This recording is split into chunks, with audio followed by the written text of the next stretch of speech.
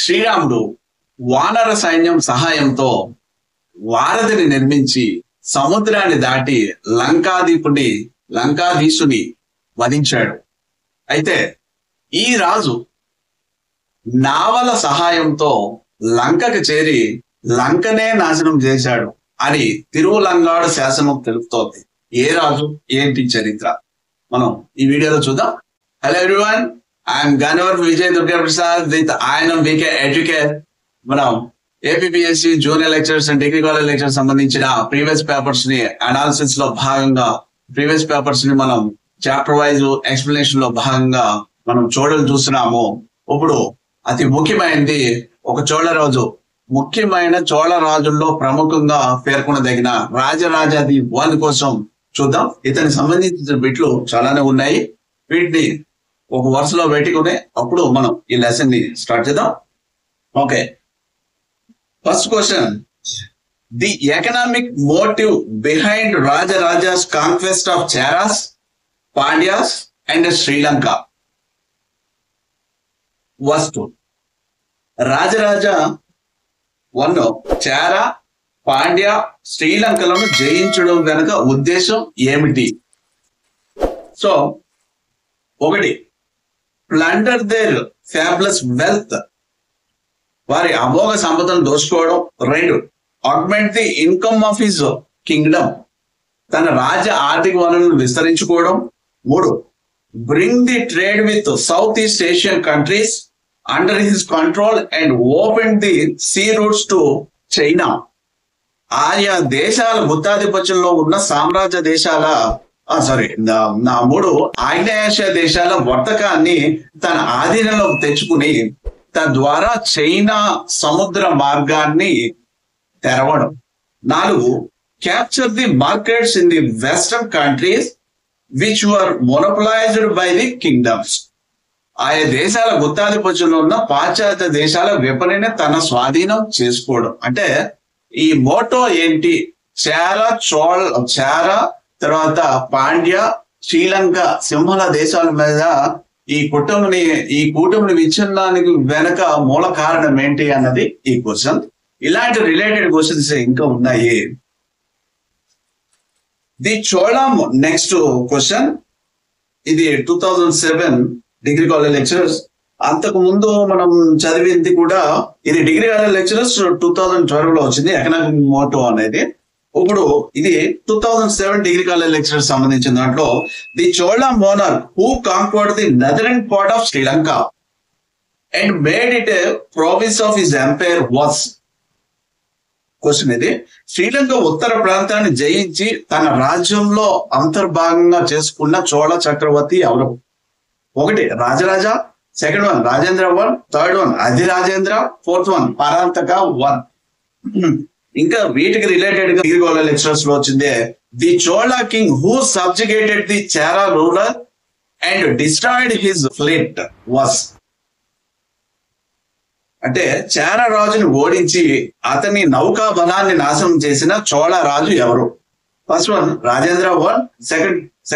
Second option Rajadhiraja 1. Third option Kulottunga 1. 4th Athirajendra.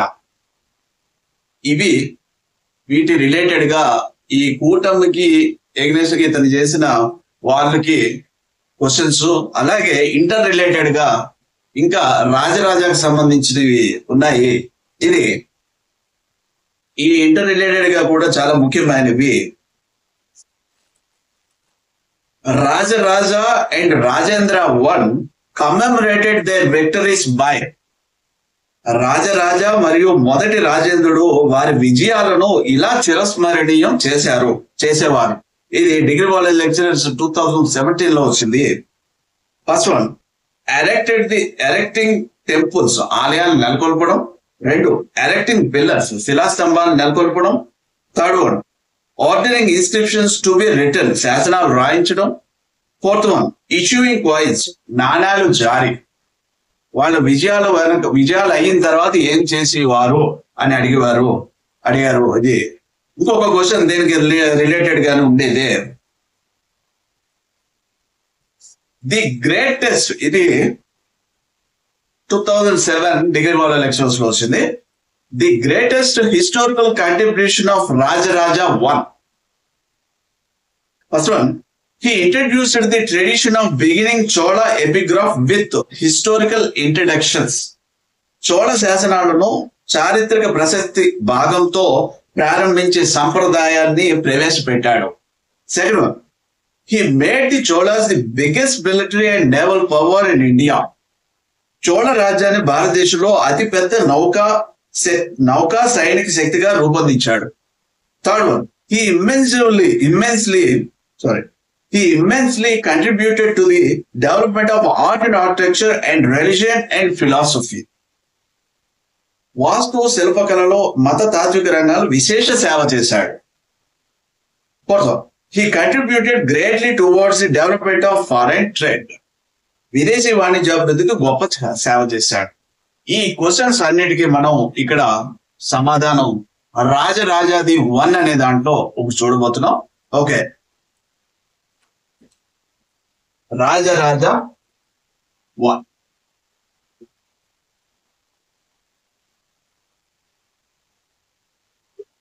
Nineteen 1985 to 1014 AD. ఇక్కడ కాలాలకు సంబంధించి ఒక రఫ్ గా ఒక ఐడియాకి రండి, కంఠస్థ పట్టవలసిన అవసరం లేదు. కానీ రాజుల తోలుగా ఒక్కొక్కసారి క్రోనలాజికల్ ఆర్డర్లు ఇచ్చి అమర్చండి అంటూ ఉంటారు సీక్వెన్స్ లో. అది కొంచెం ఇబ్బంది. వీళ్ళంత వరకు ఇయర్స్ కి పెద్దగా పట్టించుకోవద్దు. ఏదైనా యుద్ధాలు ప్రాముఖ్యత సంబంధించిన ఉంటేనే వాటి వివరాలు ఇవ్వండి. ఇవి కూడా జస్ట్ ఒక ఐడెంటిఫికేషన్ మాత్రమే. Right, okay. ఇతని అసలు పేరు అరిమోలి వర్మన్. ఓకే, రాజరాజా అనేది బిరుదు. ఈ 1, 2 అనేది మనం కన్ఫ్యూజ్ కాకుండా ఉండడానికి చరిత్రకారులు ఇచ్చినవి ఇవన్నీ కూడా. సో అరిమోలి వర్మన్ అనేది ఇతని అసలు పేరు. రాజరాజా అనేది బిరుదు. ఇంకా చాలా బిరుదులు యుద్ధాల్లో అతనికి వచ్చాయి. ఓకే, సో చరిత్రలో నవీన చోళల్లో, ఇంపీరియల్ చోళస్ లో మనం పేర్కొనదగిన చక్రవర్తులు, రాజులలో రాజరాజాది వన్, తర్వాత రాజేంద్రది వన్ అనేది ఇద్దరిని మాత్రం అత్యంత గణనీయమైన ప్రాముఖ్యత పొందిన రాజులుగా మనం చెప్తాము. సో విజయాలు రాజరాజా వన్ విజయాలు చాలా ఉన్నాయి. వీటిలో మనకు ఇప్పుడు క్వశ్చన్ అడిగిన తీరుని దానికి సంబంధించిన విధంగానే వస్తాయి. అతి ముఖ్యమైన మనం ఇక్కడ చూడవలసింది భారతదేశానికి సంబంధించి వీళ్ళు తంజావూరు ఏరియాలో ఉన్నారు. ఇది చోళ సామ్రాజ్యం. ఓకే, చోళ సామ్రాజ్యంలో తంజావూరుని ఆధిపత్యం చేసుకుని వాళ్ళు చుట్టుపక్కల ప్రాంతాలను చేస్తారు. వీళ్ళ పక్కన ఇక్కడ మలబార్ ఏరియా అంటే కేరళ ప్రదేశంలో చేర రాజులు ఉన్నారు. ఇక్కడ మధుర రాజధానిగా పాండ్య రాజులు ఉన్నారు. ఇక్కడ సింహళ దేశం శ్రీలంక రాజధాని శ్రీలంక శిలోన్. ఓకే, సింహళం అనే వరకు శ్రీలంక. సో ఇది చేరరాజులు మలబార్ తీరం అంటే ఇటువైపు ఉన్నది అరేబియా సముద్రం. ఈ చోళరాజు తూర్పు వైపు ఇటువైపు ఉన్నది బంగాళాఖాతం. ఇక్కడ దక్షిణ హిందూ మహాసముద్రం చాలా ముఖ్యమైనది ఇక్కడ. సో సముద్రాధిపత్యం ఎవరైతే సముద్రాధిపత్యం వహిస్తారో సాధారణంగా వాళ్ళ యొక్క వాణిజ్యాభివృద్ధి చాలా అత్యున్నత దశకు వెళ్ళిపోతూ ఉంటుంది. ఓకే, సో వీళ్ళు చేర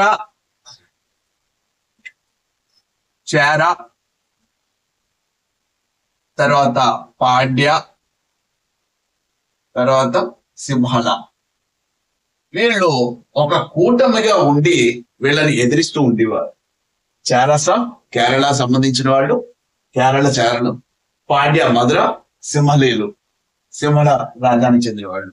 సో వీళ్ళ కూటమిని ఎలాగైనా విచ్ఛిన్నం చేయాలి అన్నది రాజరాజా వన్ యొక్క ఎయిమ్. ఎందుకంటే అతి ముఖ్యమైనది సౌత్ ఈస్ట్ ఏషియా అంటే ఆగ్నేయ ఆసియా దేశంలో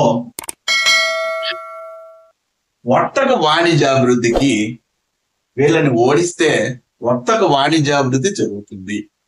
కారణం ఏంటంటే మెయిన్ తూర్పు తీరంలో తూర్పు తీరం తర్వాత కోరమాండల్ తీరం అంటాం దీన్ని. ఈ కోరమాండల్ తీరం అలాగే పశ్చిమాన మలబార్ తీరం. ఇక్కడ ఈ తీరాల ద్వారా అంటే కోరమాండల్ తీరం ప్లస్ మలబార్ తీరాలు సౌత్ ఈస్ట్ ఏషియా ఒక ట్రేడ్ అండ్ కామర్స్ కి వర్తక కేంద్రాలు. చాలా ముఖ్యమైనది. వన్స్ అగైన్, మలబార్ తీరం కేరళ, కోరమాండల్ తీరం తూర్పు తీరం, ఇవి సౌత్ ఈస్ట్ ఏషియాకు సంబంధించిన దేశాలతోటి అంటే ఆగ్నేయాసియా దేశాలకి వాణిజ్య కేంద్రాలుగా ఉండేవి. వీటిని పట్టుకోవడంతో పాటు చైనాకి వర్తక వాణిజ్యాలు, సముద్ర మార్గం ద్వారా వర్తక వాణిజ్యాలు చేయడం చాలా ముఖ్యమైనది. ఈ ఉద్దేశంతో, ఈ ఎకనామిక్ కాస్ట్ తోటే ఇతను రాజరాజన్ అరిమోలివర్మన్ అనే చోళ చక్రవర్తి ఈ కూటమి మీద దాడులు చేసి వాళ్ళ రాజ్యాన్ని స్వాధీనం చేసుకుని ఈ ఆధిపత్యాన్ని, వర్తక వాణిజ్యాన్ని అభివృద్ధి చేశారంటే వర్తక వాణిజ్య అభివృద్ధి అనేది చాలా చాలా ముఖ్యమైనది. తర్వాత కాలంలో ఈ మొత్తం ఈ సముద్రాలు ఇవంతా కూడా చోళ లేక్ గా మారిపోతుంది. చోళ సరస్సుగా కూడా మనం చెప్తాము. తర్వాత కాలంలో వస్తుంది అది పొలిటికల్ గాను మనం క్లాసులో చెప్తున్నప్పుడు. ఓకే, సో ఫస్ట్ చేరరాజుని ఓడించాడండి. ఫస్ట్ చేరరాజుని ఓడించి ఇతను కేరళ భాస్కర్ వర్మ, ఇతని పేరు భాస్కర్ వర్మ, ఇతను ఓడించి కందలూరు ప్రాంతాన్ని ఆక్యుపై చేసుకున్నాడు. కందలూరు ప్రాంతాన్ని ఆక్యుపై చేసుకుని ఇతను కందలూరు సెలక్క యమరత్త అనే బిరుదు తీసుకున్నాడు. కేరళ రాజు చేరరాజు భాస్కర్ వర్మని ఓడించి కందలూరుని స్వాధీనం చేసుకుని ఇక్కడ నౌకల్ని మొత్తం కందలూరు యొక్క ఈ నౌకా ప్రదేశాలని, నౌకా దళాన్ని నాశనం చేసి కందలూరు సెలక్క యమరత్త అనే బిరుదుని స్వీకరించాడు రాజరాజాది వర్మ. సో ఆల్రెడీ రెండు ఓడించేశాడు. తర్వాత పాండ్య రాజు మీదకి వచ్చాడు. తర్వాత పాండ్య అమర భుజంగా అనే రాజుని ఓడించి వీళ్ళు కూడా స్వాధీనం చేసుకున్నాడు, ఓడించాడు. తర్వాత అతి ముఖ్యమైనది సింహళం. ఇది చాలా చాలా ముఖ్యమైనది, సింహళం దండయాత్ర. సో ఓ పక్కన వీళ్ళకి అడ్డంగా ఉన్నది ఈ కూటమి చేర, పాండ్య, శ్రీలంక. సో ఈ కూటమిని విచ్ఛిన్నం చేయడం వల్ల వర్తక వాణిజ్యాలు సౌత్ ఈస్ట్ ఏషియాకి వర్తక వాణిజ్యాలు అభివృద్ధి చెందుతాయి. దాంతో పాటు చైనాకి వాణిజ్యానికి తోవలు కూడా క్లియర్ అయిపోతాయి. ఇదే మెయిన్ మోటో. ఆ ఉద్దేశంతో సింహళానికి కూడా వెళ్ళారు. ఈ సింహళానికి మనకి సింహళ దండయాత్ర గురించి తెలిపేది రెండు తెలుపుతున్నాయి. ఒకటి తంజావూరు శాసనం, రెండు తిరువలంగాడు అనే శాసనాలు తెలుపుతున్నాయి. తిరువలంగాడు, తంజావూరు శాసనం, తిరువలంగాడు శాసనాలు అనేవి సింహళ దండయాత్ర గురించి వివరాలు చాలా ఎక్కువ వస్తున్నాయి. ఈ తిరువలంగాడు శాసనమే ఇది రాజేంద్రది వన్ను వేయించాడు. ఇది కాపర్ ప్లేట్ ఇన్స్టిట్యూషన్స్ అంటాము, తామ్ర శాసనాలు. ఈ తిరువలంగాడు శాసనంతో వీళ్ళ చరిత్ర ఎక్కువగా మనకి తెలుస్తున్నాయి. ఈ తిరువలంగాడు శాసనంలోనే మనకి ఒక ఇంట్రెస్టింగ్ పాయింట్ కూడా తెలుస్తోంది. అదే శ్రీరాముడు నావలతోటి శ్రీరాముడు వానర సైన్యంతో సముద్రాన్ని ఆ భారత నిర్మించి దాటి లంకాధీశుడిని వధిస్తే రాజరాజది వన్ నావలతోటి సముద్రాన్ని దాటి లంకను నాశనం చేశాడు అని ఈ తిరువలంగాడు శాసనం తెలుపుతోంది. ఓకే, ఈ విజయాన్ని తిరువలంగాడు శాసనం బాగా వర్ణిస్తోంది. దీనికి నాయకత్వం వహించిన వ్యక్తి, అతి ముఖ్యమైనది దండనాయకుడుగా హోదాలో ఉన్న వ్యక్తి, ఇతని యొక్క కుమారుడు రాజేంద్ర వన్. రైట్, దండనాయకుడు అనే హోదా. తర్వాత రాజేంద్ర వన్, దీనికి అంటే రాజరాజ వన్ ఆధ్వర్యంలో యుద్ధం నడుస్తూ ఈ రాజేంద్ర వన్ అనే అతను దండనాయకుడు, ఇతని యొక్క కుమారుడు శ్రీలంక మీదకి సైన్యాన్ని తీసుకువెళ్ళాడు. సో ఆనాడు శ్రీలంక రాజు ఫిఫ్త్ ఐదవ మహింద రాజు. వీళ్ళ యొక్క రాజధాని అనురాధపురం. చాలా చాలా ముఖ్యం, రాజధాని అనురాధపురం. మహింద 5 అనే రాజు అనురాధపురం రాజధానిగా శ్రీలంకని పాలిస్తున్నాడు. సో రాజేంద్రవన్ తన సైన్యంతో మొత్తం వెళ్ళి అనురాధపురాన్ని ధ్వంసం చేస్తే ఈ రాజు మహింద 5 పారిపోయాడు. రోహణ అనే ప్రాంతంలో ఇతను తలదాచుకున్నాడు. మహింద 5 అనురాధపురాన్ని రాజేంద్రవన్ అతను మొత్తం దీన్ని ధ్వంసం చేసేసి అక్కడ మొత్తం చాలా అల్లకల్లోలం సృష్టించారు శ్రీలంకలోను. తర్వాత ఇక్కడ జరిగిన పాయింట్ల మీద క్వశ్చన్స్ ఎక్కువగా వస్తుంటాయి. ఎప్పుడైతే అనురాధపురం నన్ను చేశారో వీళ్ళ శ్రీలంక ఉత్తర భాగం వీళ్ళ చేతిలోకి వచ్చింది. అంటే నగరం Sri Lanka north part. Rajendra one Sri Lanka ఉత్తర భాగాన్ని జయించిన తర్వాత దానికి ముమ్మడి చోళమండలం అని పేరు పెట్టాడు. శ్రీలంక ఉత్తర భాగం వీళ్ళ చేతిలోకి వచ్చింది. ఇక్కడి నుంచి చాలా ముఖ్యమైన క్వశ్చన్స్ వస్తుంటే, సో శ్రీలంక ఉత్తర భాగాన్ని ఆక్యుపై చేసుకున్నారు అనురాధపురం. మరి రాజధాని లేదు కదా, దీనికి పొలన్నరువ అనే రాజధాని, పొలన్నరువ అనే అంటే అనురాధపురానికి పక్కనే ప్రాచీన సైనిక శిబిరం ప్రాంతం ఉంటే అది పొలన్నరువ అనే ప్రాంతంలో దానికి రాజధానిగా చేశారు. సో రాజరాజ వన్ ఈయన దీనికి ఇక్కడ శివాలయం నిర్మించాడు. దాంతో పాటే ముమ్మడి చోళ అనే బిరుదుని పొందాడు. ముమ్మడి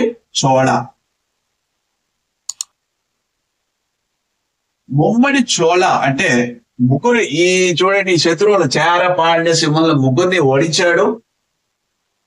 చివరిగా ఇది గెలిచిన తర్వాత ముమ్మడి చోళ అనే బిరుదుని పొందాడు. ఎవరు? రాజరాజ వన్. తర్వాత ఇక్కడ శివాలయాల్ని, పొలన్నరువ అనే ప్రదేశంలో శివాలయాన్ని నిర్మించాడు. దాంతో పాటే అతి ముఖ్యమైనది ఈ పొలన్నరువ అనే దానికి ఈయన పెట్టిన పేరు జననాథ మంగళం అనే జననాథ మంగళ అనే పేరుని ఈయన ఈ నగరానికి పెట్టాడు. చాలా చాలా క్వశ్చన్స్ చాలా ఎక్కువగా వచ్చే అవకాశం ఉంటుంది ఇక్కడ. సో మరి ఒకసారి చూడండి, ఇది సింహళం దండయాత్రలో అతి ముఖ్యమైన ప్రధాన పాత్ర వహించిన అతని కొడుకు రాజేంద్ర వన్. సింహళ రాజు ఆ సమయంలో మహింద 5. సింహళ రాజధాని అనురాధపురం, దాన్ని నాశనం చేసి ధ్వంసం చేసి ఆక్యుపై చేసుకున్నారు. అంటే శ్రీలంక ఉత్తర భాగం చోళుల చేతిలోకి వచ్చింది. ఈ మహింద 5 సింహళ రాజు పారిపోయాడు, రోహణ అనే ప్రదేశాన్ని పారిపోయాడు. సో వీళ్ళు ఈ ప్రదేశాన్ని ఆక్యుపై చేసుకున్న తర్వాత, ఉత్తర భాగాన్ని ఆక్యుపై చేసుకున్న తర్వాత దీన్ని రాజధానిగా పొలన్నరువ ఉంచారు.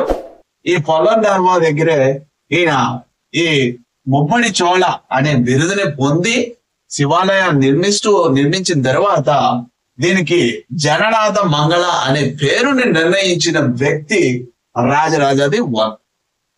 సో అంటే శ్రీలంక ఉత్తర భాగం వీళ్ళ చేతుల్లోకి వచ్చేసింది. ఇదైతే చాలా ముఖ్యమైనది. తర్వాత ఇక్కడ క్వశ్చన్స్ చాలా రిపీటెడ్ గా వచ్చేది. ముమ్మడి చోళ అనే బిరుదు కావచ్చు, జగన్నాథ మంగళ కావచ్చు, ఏ భాగాన్ని శ్రీలంక ఉత్తర భాగాన్ని ఎవరు జయించారు, కానీ క్వశ్చన్ ఏ విధంగా వచ్చినా ఉత్తర భాగం ఎవరి ఆధ్వర్యంలో జరిగింది అంటే రాజేంద్ర వర్మ వెళ్ళాడు దండనాయకుడు, కానీ ఒరిజినల్ గా ఎవరు రాజు అప్పుడు అంటే రాజరాజ వర్మ. క్వశ్చన్ కొంచెం కాంప్లికేటెడ్ ఇచ్చినప్పుడు చాలా జాగ్రత్తగా గ్రహించాలి. సో ఇది రాజరాజది వర్మ యొక్క చార పాండ్య సింహల యొక్క దండయాత్ర ప్రధాన కారణం. ఏ ప్రదేశాల్లో యుద్ధం చేశాడు, ఆ చేసిన తర్వాత దాని యొక్క ఫలితం ఏంటి, వర్తక వాణిజ్యాలు అభివృద్ధి చెందాయి. కానీ చేస్తూనే వీళ్ళ యొక్క అతి ముఖ్యమైనది ఈ రాజుల లక్షణం ఏంటంటే, చోళ చక్రవర్తులు సాధారణంగా యుద్ధం చేసిన తర్వాత దేవాలయాల నిర్మాణం అనేది వీళ్ళు చేపట్టారు. సో ఇందాక నుంచి మనం చెప్తున్నాము లెసన్స్ లో దేవాలయాలు నిర్మించారు అనేది. ఇతను దాదాపుగా తంజావూరులో బృహదీశ్వర ఆలయాన్ని నిర్మించారు. మన తర్వాత వీటి గురించి డీటెయిల్స్ అన్ని చూద్దాం. ఇది అంటే వాళ్ళు గెలిచిన తర్వాత దేవాలయాలు నిర్మించడం ఆనవాయితీగా వచ్చిందని చెప్పడానికి దీన్నే రాజరాజేశ్వర దేవాలయం అంటాము. రాజరాజేశ్వర దేవాలయం ఆరు బృహదీశ్వర దేవాలయం అంటాము. ఓకే, రాజరాజ వర్మ తంజావూరులో దేవాలయం నిర్మించాడు తన విజయాలకి నిదర్శనంగా. తర్వాత అలాగే రాజేంద్ర వర్మ కూడా గంగైకొండ చోళ అనే బిరుదుతో పాటే గంగైకొండ చోళపురంలో గంగైకొండ దేవాలయాన్ని కూడా ఇతను నిర్మించాడు. అంటే వీటికి సంబంధించి మనం వివరాలు ఆర్కిటెక్చర్ వాటిలో చూస్తాము, అందుకే ఇక్కడ అనవసరం, ఎగ్జాంపుల్ కి మాత్రమే. అంటే వీళ్ళ యొక్క సైనిక విజయాలతో పాటు దేవాలయాల నిర్మాణం కూడా చేపట్టారు వీళ్ళు అనేది మనకి ఈ టెంపుల్స్ ద్వారా తెలుస్తుంది. ఇంకా అతి ముఖ్యమైనది, మనకి చరిత్రను అందించడానికి ప్రయత్నం చాలా చేశారన్న నిదర్శనం మొట్టమొదటిగా మనకి రాజరాజ వర్మ అని చెప్పవచ్చు.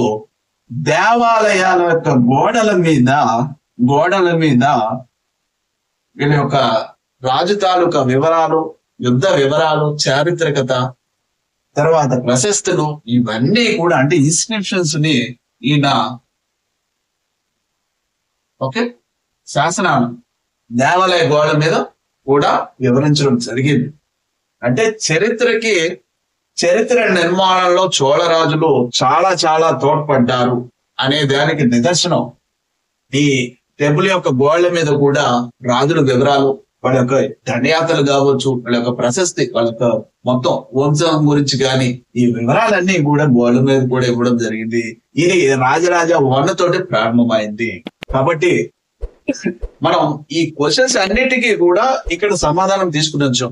ఒకటో క్వశ్చన్ వచ్చేసి మనం దీని యొక్క ప్రధాన మోటో ఏంటి అనేది, ఎకనామిక్ కాజ్ ఏంటి అనే దాని మీద ఒక క్వశ్చన్ చదివాము.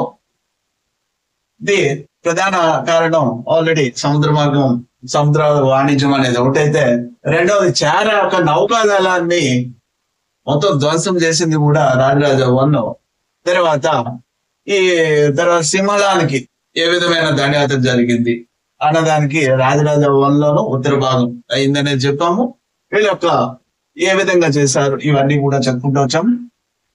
తర్వాత వీళ్ళ యొక్క సేవ ఏ విధంగా ఉంది అంటే, ఆ యుద్ధం ముగించిన తర్వాత విజయ యాత్రల్ని వీళ్ళు ఏ విధంగా నిర్వహించుకునేవారు అంటే, కన్స్ట్రక్టెడ్ ఆఫ్ సెవరల్ టెంపుల్స్.